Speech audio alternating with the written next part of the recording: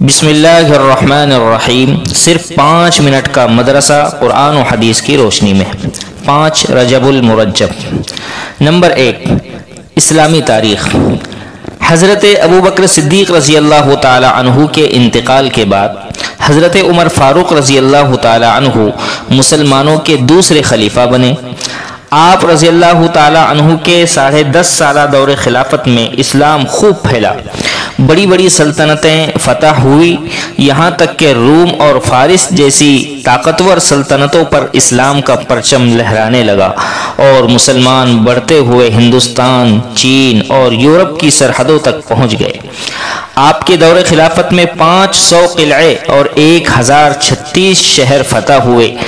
آپ کی خلافت کا رقبہ 22.5 لاکھ مربع یعنی اسکوائر میل بیان کیا جاتا ہے۔ آپ کی فراست و دانائی اور ملکی انتظام اور فتوحات کو دیکھ کر ایک مشہور مستشرق یعنی اورینٹلسٹ مسٹر جیون کہتا ہے کہ اگر فاروق اعظم کی مزید 10 سال خلافت قائم رہتی تو پوری دنیا میں اسلام کے علاوہ کوئی دوسرا مذہب نہیں ہوتا۔ حضرت عمر رضی اللہ تعالی عنہ کی خلافت بعد کے حکام اور خلفاء کے لیے ایک مثالی نمونہ ہے۔ نماز فجر میں فیروز نامی عیسائی نے 26 ذی الحجہ کی تاریخ کو آپ کو شدید زخمی کر دیا، جس کے 3 دن کے بعد آپ کی شہادت ہو گئی۔ محرم الحرام کی پہلی تاریخ کو حضرت صہیب رضی اللہ تعالی عنہ نے آپ کی نماز جنازہ پڑھائی اور روضہ اقدس میں آپ کی تدفین ہوئی۔ نمبر 2، مور کی خوبصورتی۔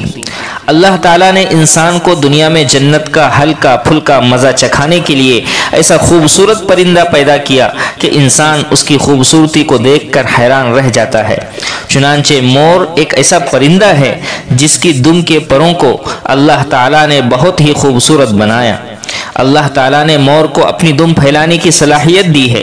جب وہ اسے پھیلاتا ہے اور دھوپ کی وجہ سے وہ چمکتی ہے تو ایسا محسوس ہوتا ہے کہ اس کی دم پر سینکڑوں نیلم کے پھول لگے ہوں۔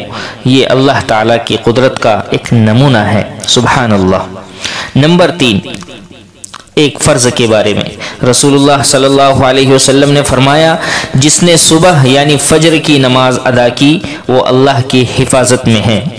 نمبر 4، سنت کے بارے میں۔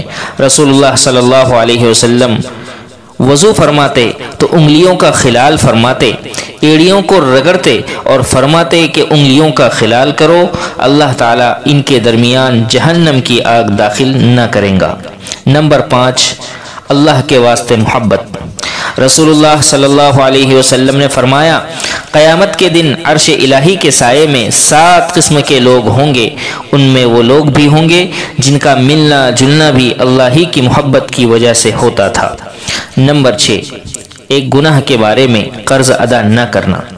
رسول اللہ صلی اللہ علیہ وسلم نے فرمایا، کبیرہ گناہ کے بعد سب سے بڑا گناہ جس کو بندہ لے کر اللہ کے یہاں حاضر ہو وہ یہ ہے کہ موت کے وقت آدمی پر قرض ہو اور اس کو پورا کرنے کے لیے مال چھوڑ کر نہ جائے۔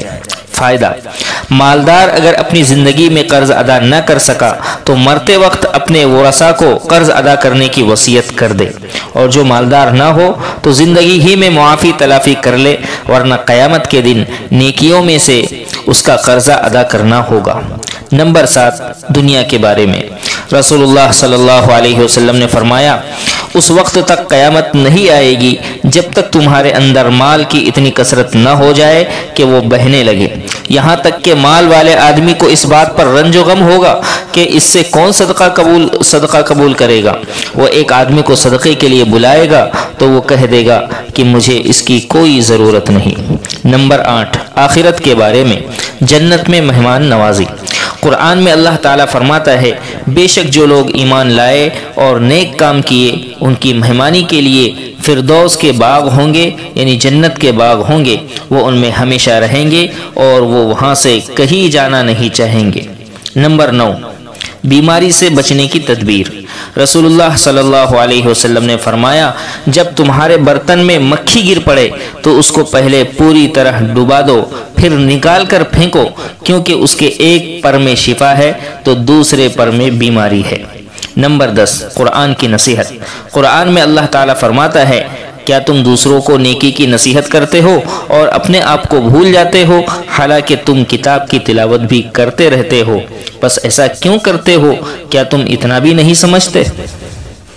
اللہ پاک عمل کی توفیق نصیب فرمائے۔ والسلام علیکم ورحمۃ اللہ وبرکاتہ۔